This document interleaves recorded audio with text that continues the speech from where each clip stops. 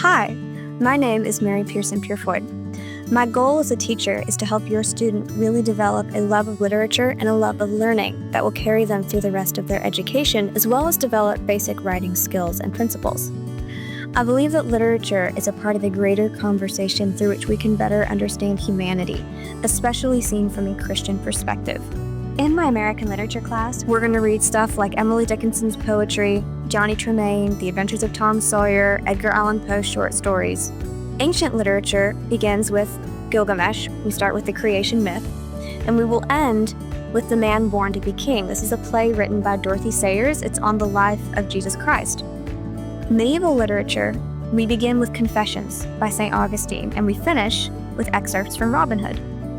Modern literature begins with Don Quixote. This is set in the early 1600s, and we end with Cry the Beloved Country, which is set during apartheid in South Africa.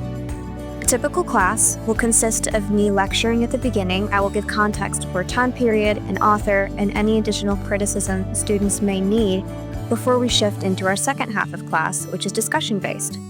This is much more like a book club. Students and I will exchange ideas based on theme, character development, plot, symbols, basic literary analysis skills. I ask students to rate the book. You're not going to enjoy every piece of literature you read in class. That's an unrealistic expectation. Understanding why you don't like something is equally as important, I believe, as understanding why you do. It's very formative. Every week, there will be something to read. Some weeks are heavier than others. There will not be writing every week. I give plenty of instruction before the assignment is due.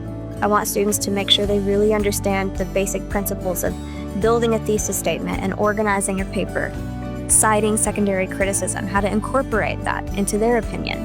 I will also give writing instruction on the back half, after I have graded papers and seen typically what students are struggling with the most.